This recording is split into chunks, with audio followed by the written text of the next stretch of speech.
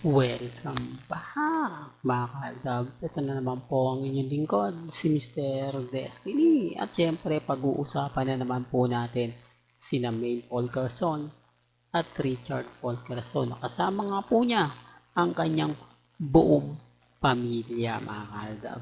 Pero syempre unahin po natin si Mengay dahil nga po 10th year anniversary na ni Mengay at malapit na nga po ang anniversary ng Aldab Nation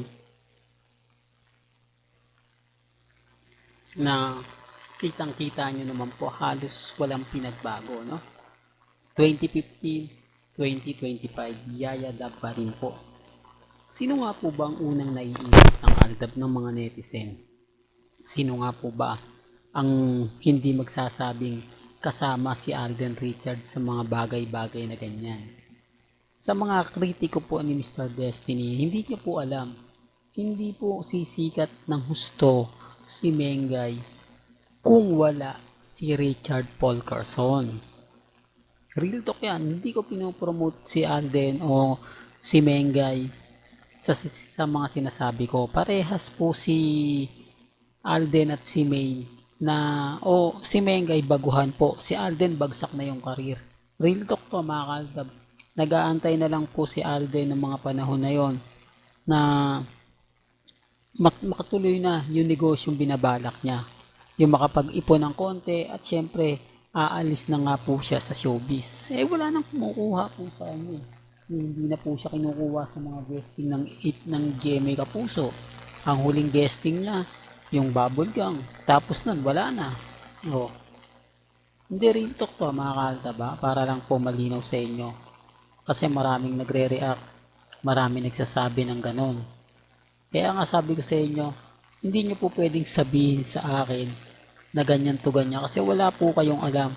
Hindi nyo po alam ang buong istorya at ang buong kwento. Hindi po katulad ni Mr. Destiny, alam po lahat yan. Kaya nga sabi ko sa inyo, paano etong mga time na to, hindi ganun kasikat si Alden. Hindi ganun kakilala, kapopular si Alden. Although sumikat po si Alden 2010, 2011, nag-trending siya. Pero bumagsak po yun. Bumagsak yung karir ni Alden Richards. Kaya sa mga nagre-react na ganito ganyan, ginagamit, hindi po. Parehas lang po sina Alden at si Maine na nakinabang. Kaya nga po pag sinabing Aldab, si Yaya Dab, kita nyo naman po, di po ba? Yung 2015 at 2025. Dito pa lang po. Masasabi ko na mga kahaldab na hindi po talaga pwedeng mawala o hindi talaga po pwedeng masabi nila na wala na pong fandom dahil nakikita nyo naman po ang ating mga ebidensya at resibo. Mga bitter lang po yan kapag sasabihin nila o iahayag nila na si Alden ganito ganyan. Hindi po. Dahil alam po natin ang buong istorya. Alam po natin ang buong kwento ng buhay ng dalawang yan. Kung papaano at kung saan nagsimula. Aldab lang po ang nakakaalam.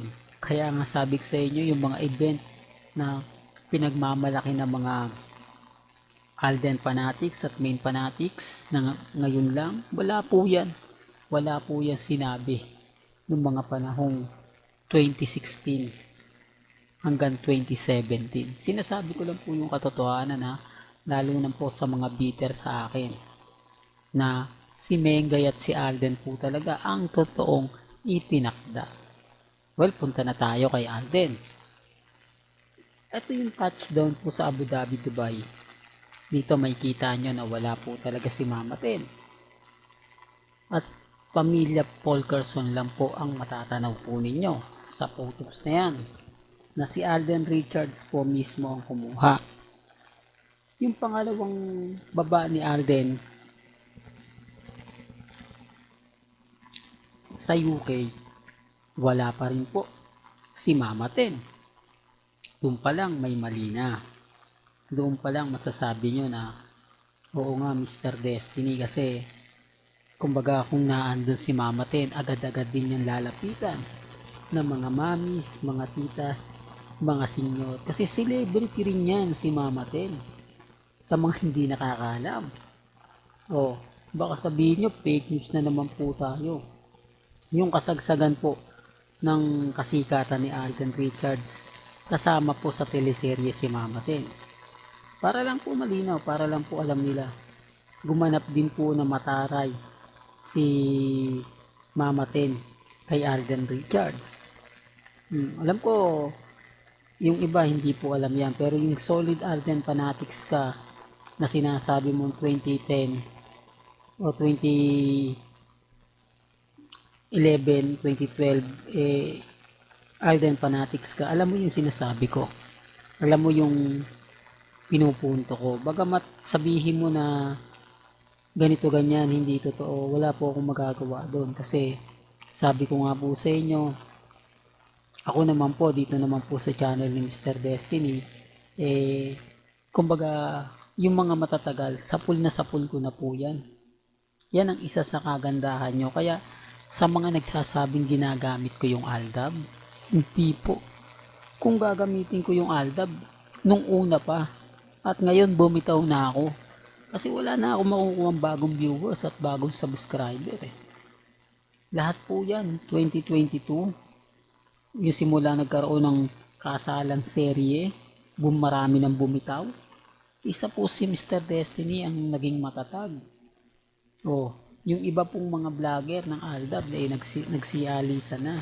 Doon yung malalaman na ginamit lang po nilang Aldab. Kapag babalik ang Aldab, babalik lang sila. Ganun sila kadesperado. Tapos sasabihin nila ako daw po. Sila na nga po nagsasabi wala na pong viewers ang Aldab. Sila na po nagsasabi na wala ng Aldab. Bakit nananatili pa akong kampante? Nananatili pa rin pong nakatayo ang channel ni Mr. Destiny. Ni never nga po akong nagpalit, nag-iba ng content para lang po sa pansariling interes. Kaya ko naman pong iwan yung mga mamis, mga titas, mga senyor. Pero bakit ko naman po gagawin yan?